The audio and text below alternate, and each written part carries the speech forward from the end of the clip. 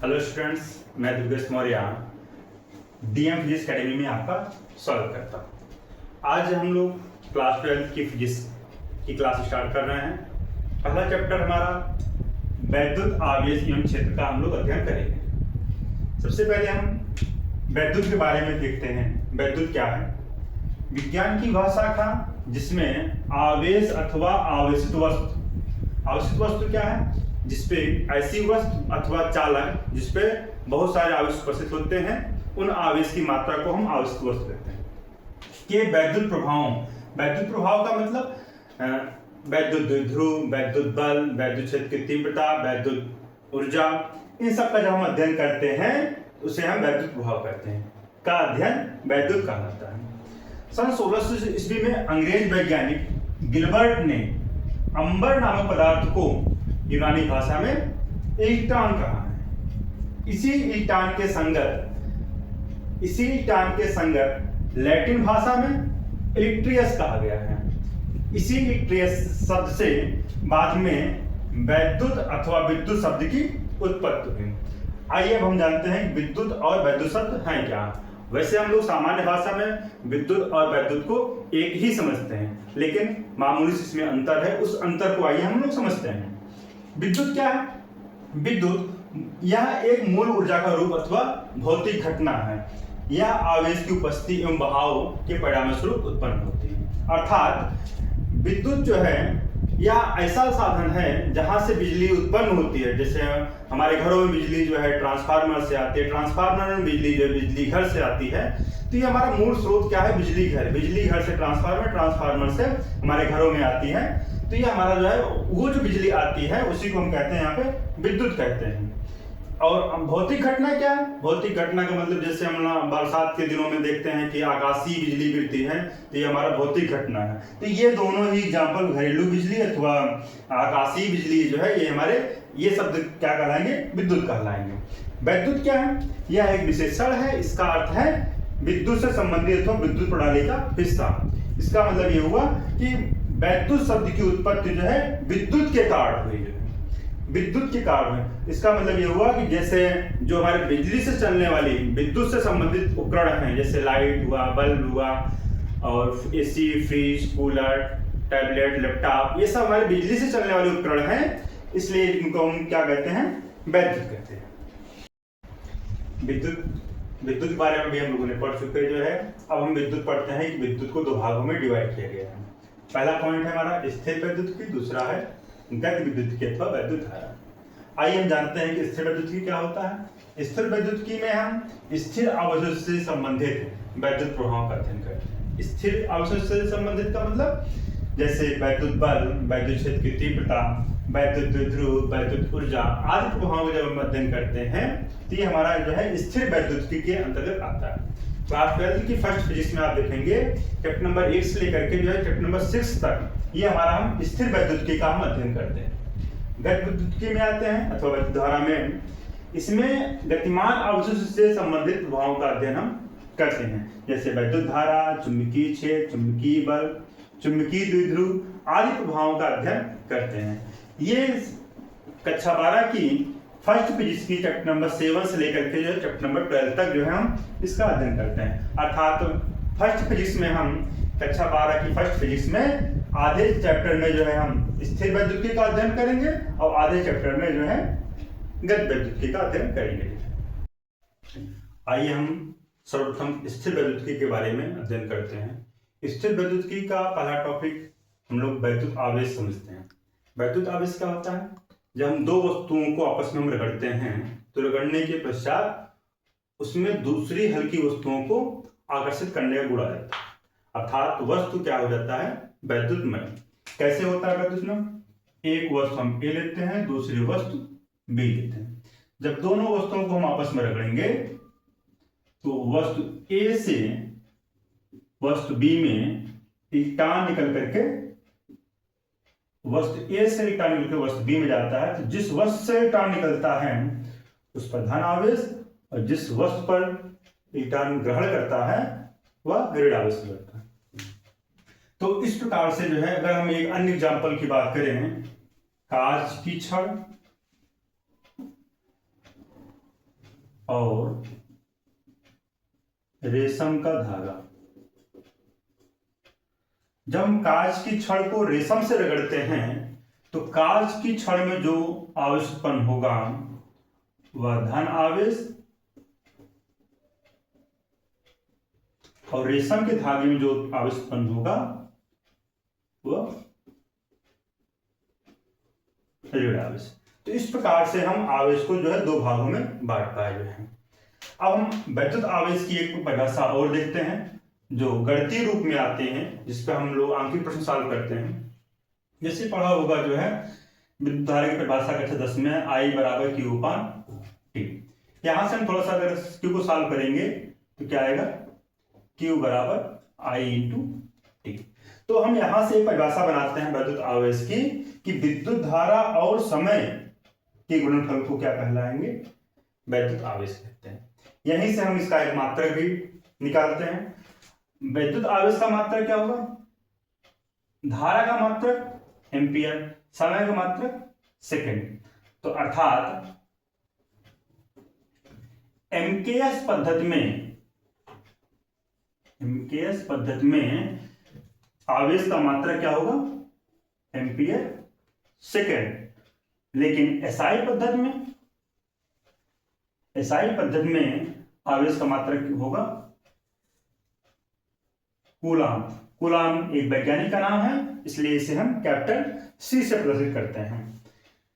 अब हम वैद्युत आवेश एक अदिश राशि है, वैद्युत आवेश एक अदिश राशि है। अगर इसका हम विभव सूत्र की बात करना चाहें तो Q का विभव सूत्र क्या होगा, Q का विभव सूत्र बराबर I का विभव सूत्र इंटू समय का विभव सूत्र। I का विभव सूत्र होता है A, समय का विभव सूत्र होता है T। अर्थात आवेश का विभव सूत्र क्या होगा, AT। ठीक, आइए अब हम जो है नया टॉपिक देखते हैं, मूल आवेश। मूल आवेश क्या होता है, मूल आवेश के बारे में देखते हैं कि किसी आवेशित वस्तु अथवा कण पर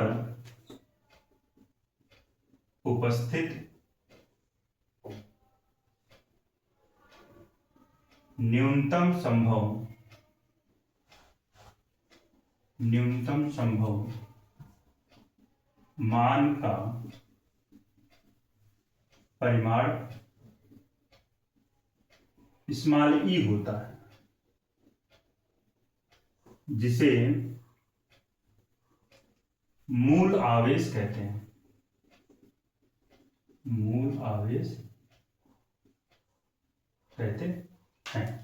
इस मूल आवेश स्मॉल e का मान कितना होता है, 1.6 इंटू 10⁻⁻19 कूलम।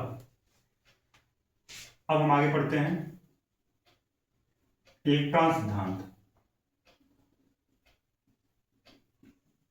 इलेक्ट्रॉन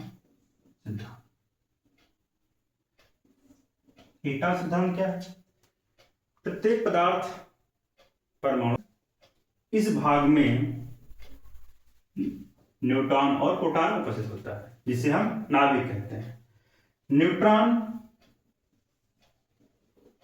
उदासीन होता है, जबकि प्रोटॉन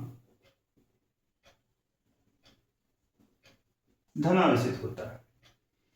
इस नाभिक के चारों ओर विभिन्न कक्षाओं में एक त्रिशूल प्रकार का कण गतिमान होता है। इस कण पर प्रोटॉन के धन आवेश के बराबर ऋण आवेश होता है। किसी भी परमाणु पर धन आवेशों की संख्या ऋण आवेशों की संख्या के बराबर होता है। अर्थात परमाणु क्या होता है, उदासीन होता है। तो अब हम देखते हैं कि कोई भी परमाणु विद्युत रूप से उदासीन होता है, लेकिन जब हम जब हम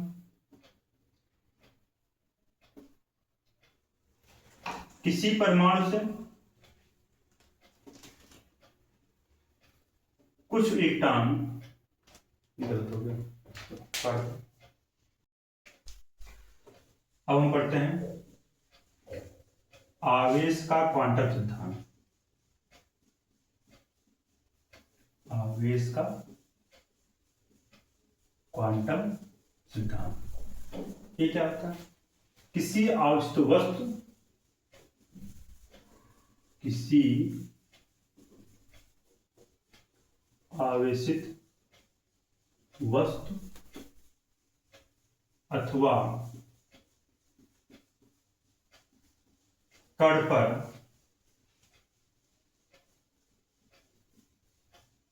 आवेश का मान मूल आवेश क्या है? इस्तेमाल मूल आवेश का पूर्ण गुणज होता है। पूर्ण गुणज होता, इसे आवेश का क्वांटिकल सिद्धांत कहते हैं। इसे आवेश का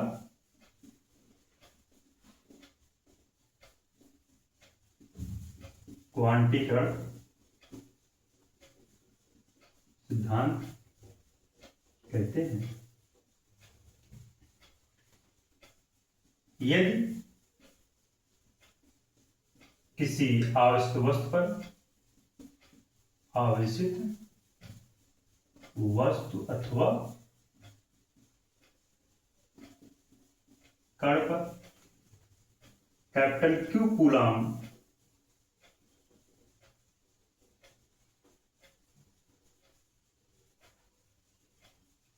आवेश हूं तो इस सिद्धांत से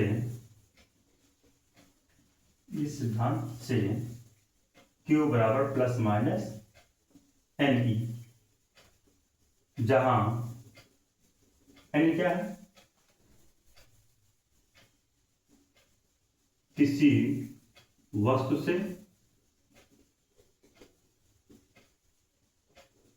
निकाले गए या ग्रहण किए गए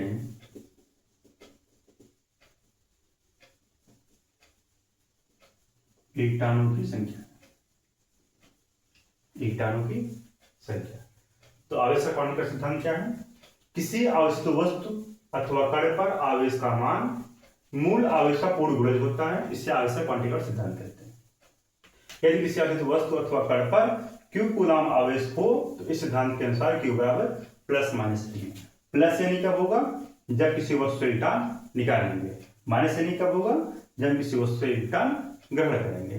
इस प्रकार से हमारा क्वांटिकल सिद्धांत हुआ। अब इस पर हम तीन बातें पढ़ते हैं कि कब यह उदासीन होगा और कब यह धनावस्थित होगा, कब यह ऋणावस्थित होगा। इसके बारे में हम लोग अध्ययन करते हैं।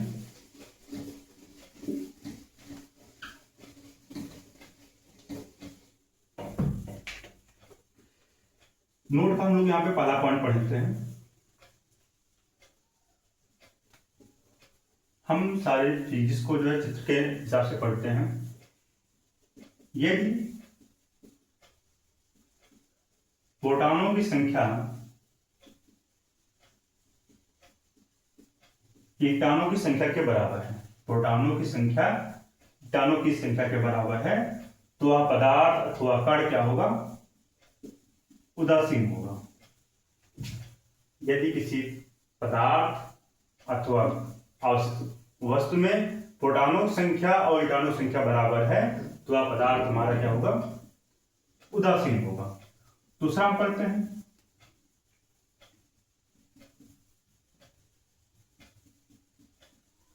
प्रोटॉनों की संख्या अधिक है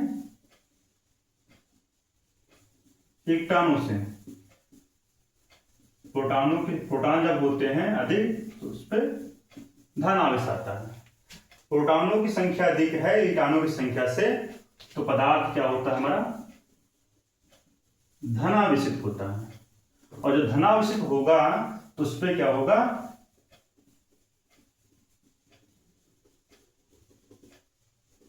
इलेक्ट्रॉनों की कमी होगी। अब हम कहें या पूछते हैं कि कोई धनावेशित वस्तु है तो उसकी प्रकृति कैसी, उस पर क्या होगा, इलेक्ट्रॉनों की कमी होगी। अगर इसका उल्टा पूछता है कि किसी चालक पर जो है 500 इलेक्ट्रॉनों की कमी है तो उसकी प्रकृति क्या होगी, उसकी प्रकृति क्या हो जाएगी, धनावेशित हो जाएगी। तीसरी बातें आती हैं, अगर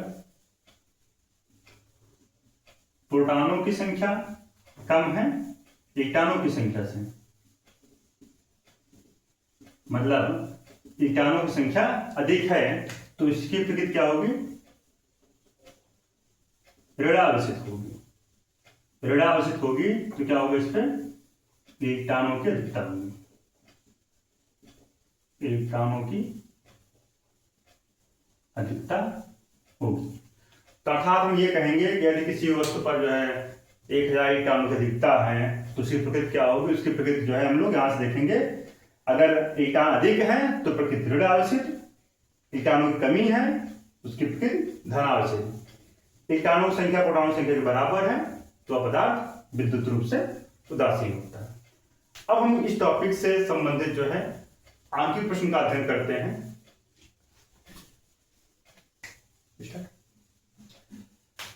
अब इस पर हम एक आंकिक प्रश्न देखते हैं। एक चालक पर 1 कूलाम ऋणावेश है। अब हम यहाँ पे देखते हैं कि Q का मान दिया गया है कितना, 1.0 कूलाम। क्या दिया गया है, ऋण आवेश दिया गया है। अभी हमने पीछे देखा था जो है ऋण आवेश का मतलब क्या होता है, ऋण आवेश का मतलब होता है इलेक्ट्रॉनों की अधिकता, इलेक्ट्रॉनों की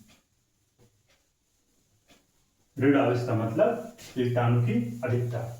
और आवेशिक क्वांटिकल सिद्धांत से हम पढ़े थे Q बराबर N। अब पूछ रहा है क्या, कितने इलेक्ट्रॉनों की अधिकता है, हम N ज्ञात करेंगे। N बराबर क्या हो जाएगा हमारा Q/E। Q का मान दिया गया कितना, 1.0 कूलाम। E का मान जानते हैं, ये क्या है, आवेश, मूल आवेश है। मूल आवेश का मान कितना होता है, 1.6 × 10⁻⁹ इसको हम सॉल्व करते हैं। अब हम घातांक के नियम से 10⁻⁻19 से, और हम जानते हैं कि अगर हर में पावर ऋणात्मक है तो अंश में ले जाने पर पावर क्या होता है, धनात्मक हो जाता है। तो ये हो जाएगा हमारा 1.0/1.6 इंटू 10⁻⁻19 को जब हम अंश में ले जाएंगे तो ये हो जाएगा 10⁻+19। 1.0 1.6 दशमलव के बाद एक अंक है, दशमलव के बाद एक अंक है, हम 10 से गुणा करेंगे अंश और हर में, ये हो जाएगा 10/16 × 10⁻10⁻19। अब हम 16 से 10 में भाग करेंगे, यहाँ पे हम भाग करके देखते हैं, 16/10 करते हैं, भाग जाएगा नहीं तो दशमलव बढ़ाते हैं, एक 0 उतार लेते हैं। 16 से भाग करेंगे 100 में, 16 से 95, 10 में से 6 घटाएंगे 4, 9 में से 9 गए 0, फिर 0 बढ़ाते हैं, फिर भाग करते हैं 16 से 40 में, 16 दूना 32, 10 में से 2 गए 8, 3 में से 3 गए 0, फिर 0 बढ़ाते हैं, 16×5 80, 16×5 80। तो इस प्रकार से ये हमारा आया 0.625 × 10⁻90। अब इसको हम मानक रूप में व्यक्त करते हैं। जब मानक रूप में व्यक्त करते हैं तो क्या होता है, 6.25 × 10⁻, जब हम दशमलव को एक अंक दाहिनी ओर ले जाते हैं तो 10⁻−1 लिखते हैं और 10⁻19, ये आता है हमारा 6.25 × 10⁻। अब जब 10 की घात 2 होते हैं, आधार समान होते हैं और गुणा होता है तो घातों को जोड़ते हैं, -1 में 19 जोड़ोगे 10⁻18 होगा।